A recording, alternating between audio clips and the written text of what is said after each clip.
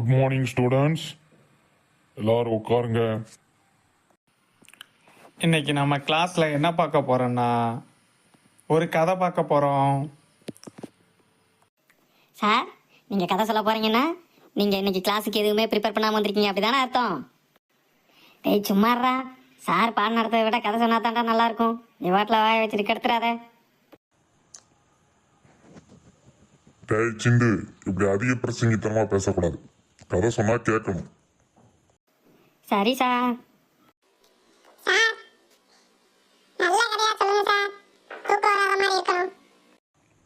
நான் பாடம் நடத்தினா தான் உங்களுக்கு தூக்கம் வருது, கதை சொன்னாலுமா தூக்கம் வருது? சரி வாங்க கதைக்கு போவோம்.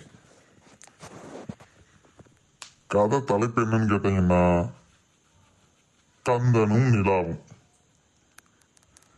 கந்தன் ஒருத்த ஒரு கிராமத்துல இருக்கான். அவனோட வேலை என்னன்னு பாத்தீங்கன்னா, காலையில எந்திரிச்சு பகல் முழுக்க கஷ்டப்பட்டு வேலை பார்ப்பான்.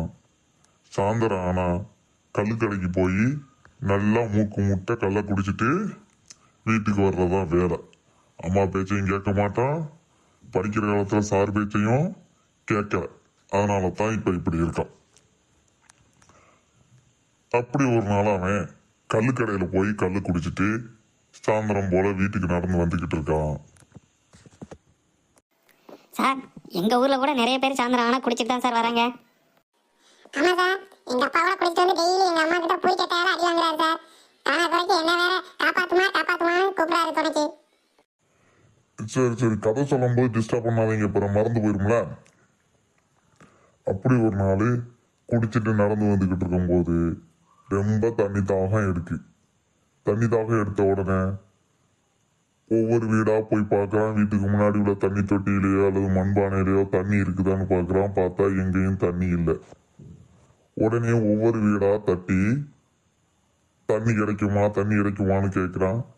இவனுக்கு இதே வேலையாத்தான் அலையுதுனால யாரும் வீட்டை திறந்து தண்ணி கொடுக்க மாட்டேன்றாங்க. உடனே சுத்தமுட்டும் பார்க்கறான். அப்படி ஒரு வீட்டு கதவை தட்டிட்டு திரும்ப வரும்போது ஒரு நாயை மிதிச்சிருந்தான். நாய் வேற என்ன பண்ணிடுச்சு, அவனை கடிக்கிறதுக்கு துரத்துது. ரொம்ப வேகமா ஓடி போறதுல மூச்சு வாங்குது. கூடவே தண்ணியும் ரொம்ப தவிக்குது. நாய் கண்ணில் படாம போய் ஒளிஞ்சுக்கிட்டான். கொஞ்ச நேரம் கழிச்சு நாய் போன பிறகு எந்திரிச்சு அப்படியே நடந்து போறான். நடந்து போகும்போது ஒரு வீட்டு முன்னாடி கிணறு இருக்குத பாக்குறான். கிணறு இருக்குத பார்த்த உடனே கிணத்துக்குள்ள தண்ணிய எப்படியாவது இறைச்சி குடிச்சிரும்ட்டு போறான். போய் பார்க்கும்போது பார்த்தா நிலா கிணத்துக்குள்ள இருக்குத பார்த்த உடனே, சார், அது எப்படி சார் நிலா கிணத்துக்குள்ள இருக்கும்? போய் சொல்லாதீங்க சார். டேய், நிலாவோட பிம்பம் கிணத்துல உள்ள தண்ணியில தெரியுதுடா. நீ சயின்ஸ்ல படிச்சே இல்லையா? நல்ல கிளியரான தண்ணி பொருட்களோட பிம்பத்தை பிரதிபலிக்குன்னு.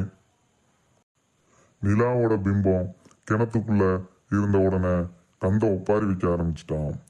என்ன மாதிரி தண்ணி தாங்க எடுத்து தண்ணி குடிக்க வந்து நீயும் கிணத்துக்குள்ள விழுந்துட்டியா?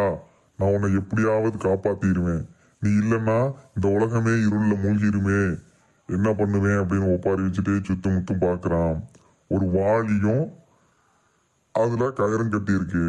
அந்த வாளியை எடுத்து கிணத்துக்குள்ள விட்டுக்கிட்டே நிலா கிட்ட சொல்றான், நிலாவே, இந்த வாளியை விடுறேன், நீ வாளிக்குள்ள வந்துட்டு நான் உன்னை எப்படியாவது காப்பாத்திடுறேன் அப்படிங்கிறான். வாளிக்குள்ள தண்ணியை மூண்ட உடனே வாளிக்குள்ள உள்ள தண்ணியில நிலாவோட பிம்பம் தெரிய ஆரம்பிக்குது. உடனே கந்த வேகமா என்ன பண்றான், வாளிய மேல் நோக்கி இழுக்கிறான். அப்படி இழுக்கும் போது வாளி கிணத்து ஓரத்துல இருந்த ஒரு கல்லுல பட்டு வரமாட்டேங்குது. வரலன்னா உடனே இழுத்து பாக்குறான், முடியல. கிணத்தோட சுவத்துல மிதிச்சுக்கிட்டு வேகமா அவனால எவ்வளவு பலம் கொண்டு இழுக்க முடியுமோ இழுக்கிறான். கயறு அருந்து தரையில போய் மல்லாக்க விழுந்துட்டான். விழுந்த உடனே வானத்தை பார்த்தா நிலா இருக்கு. ஐயோ, நான் நிலாவை காப்பாத்திட்டேன்னு சந்தோஷத்துல கத்திக்கிட்டே என்ன பண்றான், அவனோட தாகத்தெல்லாம் மறந்து அந்த இடத்துலயே படுத்து தூங்கிட்டான். சார், இந்த கதை நம்புற மாதிரியா இருக்கு? டேய், கதைன்னா இப்படித்தாண்டா இருக்கும்.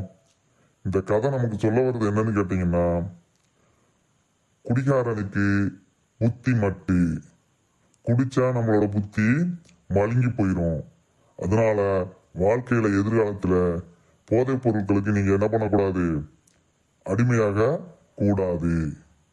உங்க வீட்லயும் போய் குடிக்கிறவங்க இருந்தாங்கன்னா குடிக்க கூடாதுன்னு என்ன பண்ணுங்க, சொல்லுங்க. நன்றி. சார் கதை நல்லா இருந்தது சார். ஆமா சார், கதை நல்லா இருக்கு சார். நானும் போய் எங்க அப்பாட்ட குடிக்க கூடாதுன்னு சொல்றேன் சார். Thank you sir.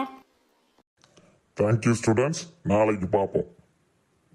சார் சொன்ன கதை பிடிச்சிருந்தா லைக் பண்ணுங்க, சப்ஸ்கிரைப் பண்ணுங்க.